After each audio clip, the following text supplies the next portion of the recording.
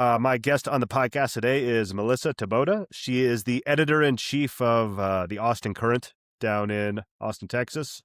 And yeah, we've been going back and forth for a little bit and finally hopped on here. So, Melissa, thank you. Appreciate you taking the time out of your day, and thanks for being here.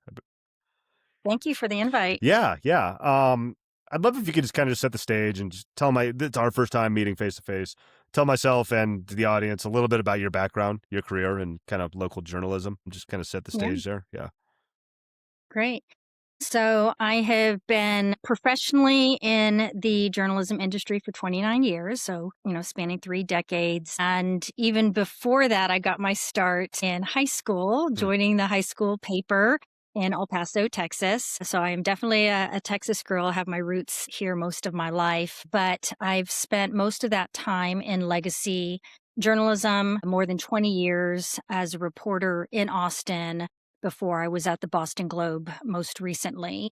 And I have covered everything from just the daily reporting, beat coverage, accountability journalism, education, city hall, local government, public systems, things that require digging into public records, attending long meetings, translating complex policy decisions for people. And so, like I said, I was at the Boston Globe for about 4.5 years and decided to take a leap of faith in joining the nonprofit local journalism landscape. And so I just moved back to Texas at the end of last year and launched Austin Current. Very cool. And could you tell us a little bit about the Austin Current, just as an organization? I'll let you take it from there. Yeah. Yeah. It's a nonprofit local newsroom. It started under the umbrella of the Texas Tribune, which also is a nonprofit a Texas newsroom. And we launched our first stories just 9 weeks ago. So we are in our infancy. And we launched to help fill in gaps in local coverage, particularly around public institutions like the school district and city hall. So we focus on education, local government, and growth and development. And our work is rooted primarily in accountability journalism, definitely wanting to be service journalism to the public and give something for them that they can use on their daily lives. Yeah. And for anybody interested, I actually had, since it's under the umbrella of the Texas Tribune, I think is how you said it, I had Yes. Matthew Watkins on the podcast a while back. So if anybody wants to hear Oh, great. he's kind of been there for, I think I shouldn't rely on my memory live like this, but I think since close to the beginning. So if you want to hear kind of the story on that, you can go back in the feed and listen to that one also. It's a great publication. Yes. Yeah. It's really cool. It says that I was just looking just once again on LinkedIn. And you kind of mentioned covering education, growth and development in Austin. I didn't exactly have a question for this in prep, but I'm curious now. I spent most of my life in the Denver area, which experienced massive growth in the last 20 years, which Austin's, I think, is number one in the country. Um, I'm curious, any takeaways on reporting? I guess I don't have this framed out too well, and I'm sorry I didn't have it in the prep, but could you talk a little bit about that growth in the city, since you're kind of, in the muck of covering these kind of things? And it's just something I'm personally curious about, living in a place that experienced massive growth like that. Does that make sense? Yeah, Yeah. it's changed a lot. I first moved here in 1995, so spent 27 years in Austin before I moved up to Massachusetts. And just the explosion of growth back then. Dell had just like Mm. one little building, and it's sprawling. Didn't have Google here, so big tech hub, and traffic is horrendous. Yep. I will say that is the biggest difficulty for me personally, is having been able to zip through the city in the 90s and early 2000s to now. It seems like I'm always in gridlock, but just everything from the redevelopment, gentrification of the East Side, which primarily housed Black families, Latino families, to now you see a lot of high rises and condos and young professionals who are living there. So the city's landscape has changed tremendously. Yeah, that sounds familiar. Like I said, it's funny, the traffic. I grew up in Denver, the Denver metro, and lived there most of my life till about right before the pandemic, and we moved out to the western side of Colorado. It's like a town of 20,000. People ask me why we moved. I'm like, that is the only reason. I could not handle the traffic anymore. It was making my blood boil just from yeah, I just wanted to touch on that because it's personally kind of like interesting to me. Sorry. Could you talk sorry, I want to dig in a little bit more about the Austin Current, like the newsroom. Like what size you're the editor in chief. What how big is the newsroom? How big is the organization from like a personnel standpoint? I'm just curious like how yeah, how large it is. Yeah.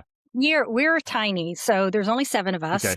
We have our GM who oversees us and me. I have a deputy editor and then our reporters and community engagement manager.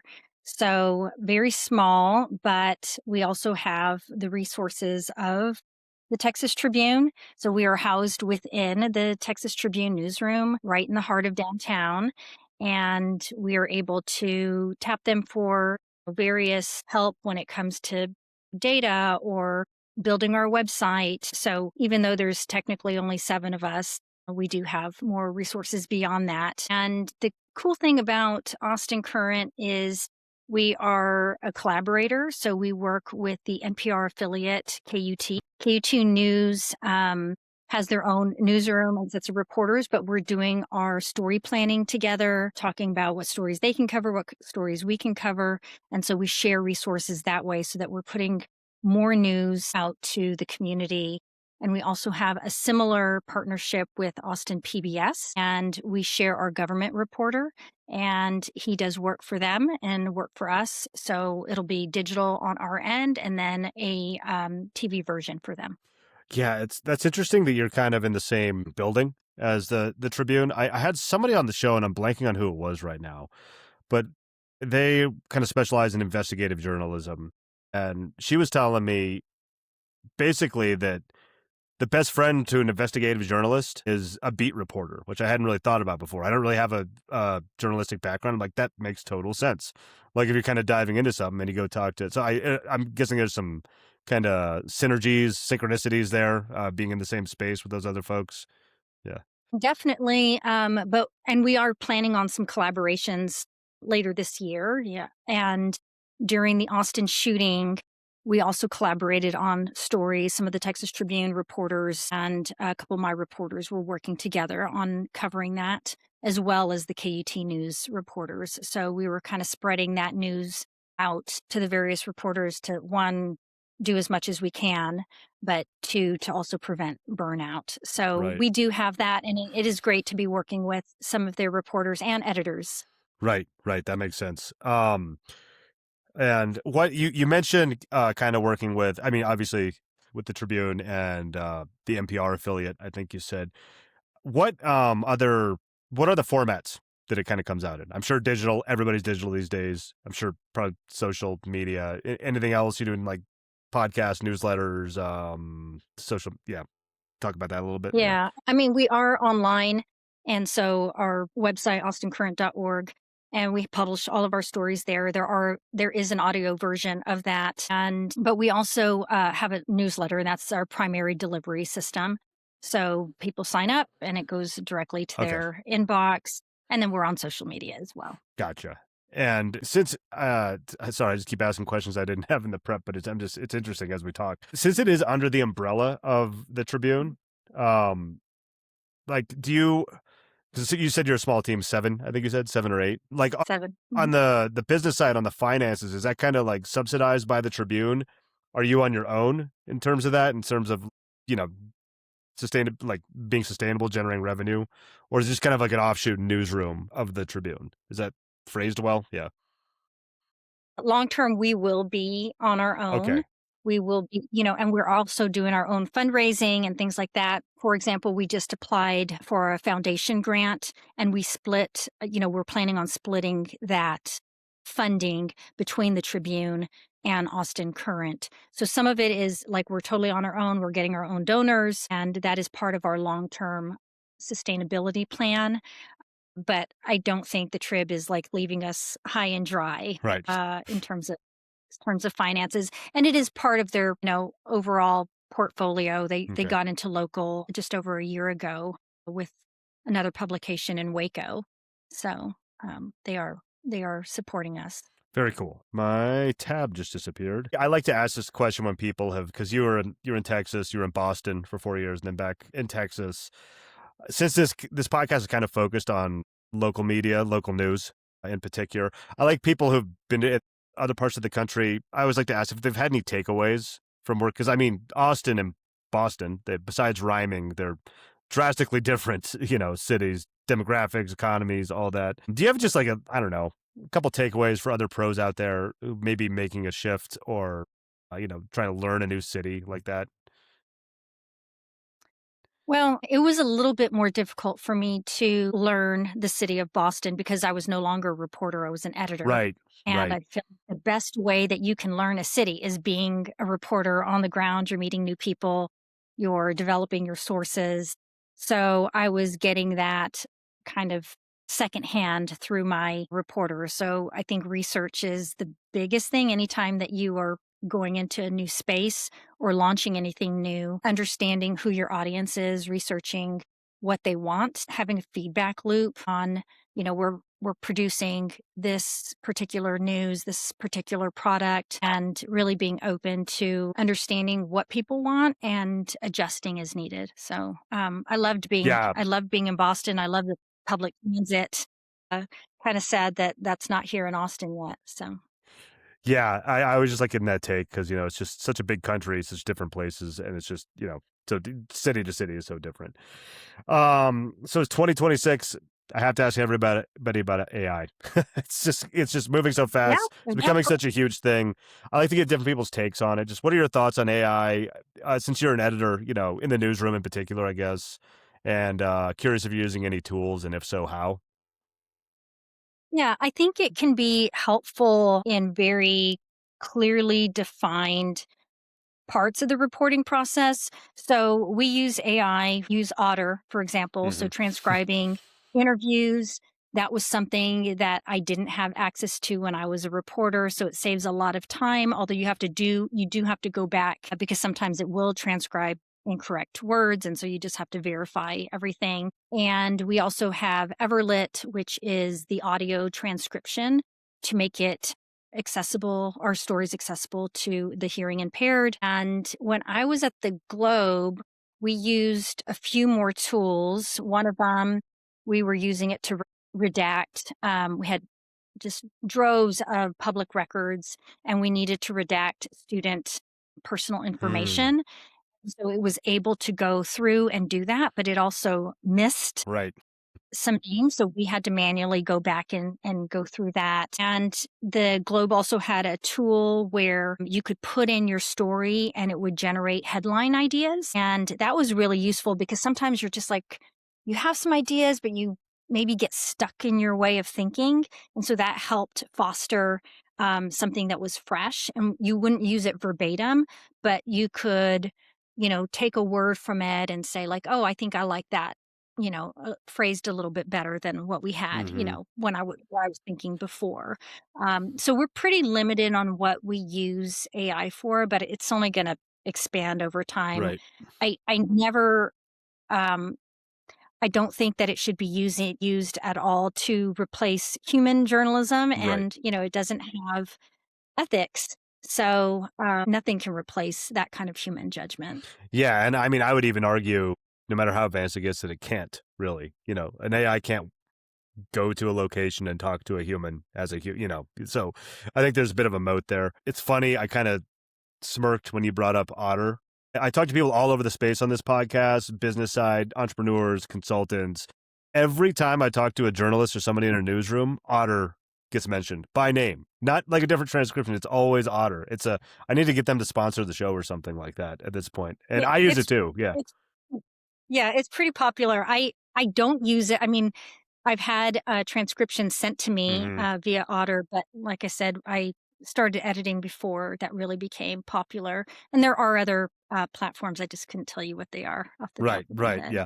That's also that's the first I've heard. That's why I like asking this question to everyone. I've never heard of the redaction. I'm not sure how you would say that service. That's really cool. I can see how that'd be hugely beneficial and just my experiences with AI, I could see how you would definitely want to double check it, kind of like you were saying. Like, it would definitely miss some, but I bet it cuts a lot of the effort out of doing that as like a single human sitting down and doing that. Yeah. It did, but like I said, it did miss some Yeah. things, and we had to go back manually and take them out just because it was sensitive student information. Yeah. Yeah. You don't want that getting out. That's interesting though. I had not heard that use case. And, I love it when I hear new ones. Okay. I've been asking everyone this lately.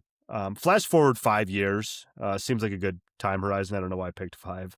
Where do you see yourself and, the Austin Current in like a perfect world? If everything, say the current, somewhat new, grows the way you'd like it to, Yeah. does what you want it to do, what's it look like in like half a decade?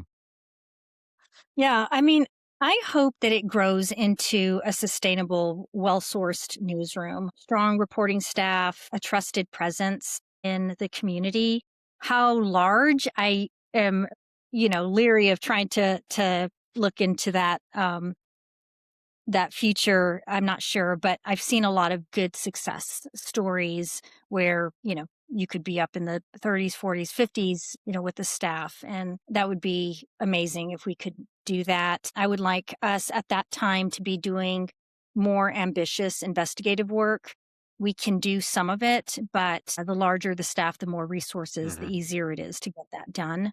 So if we had the larger staff, then I'd also like to expand our coverage areas and just, having a stronger and stronger presence in the newsroom. And I hope I'm still at the helm overseeing a larger newsroom. Could you see it, just out of curiosity? Could you see it going to like say other cities in Texas, or do you lose? Does it kind of lose as it grows? This is the hard thing with news organizations on the local level, is it's hard to keep the culture, keep the whatever the magic sauce is as it grows.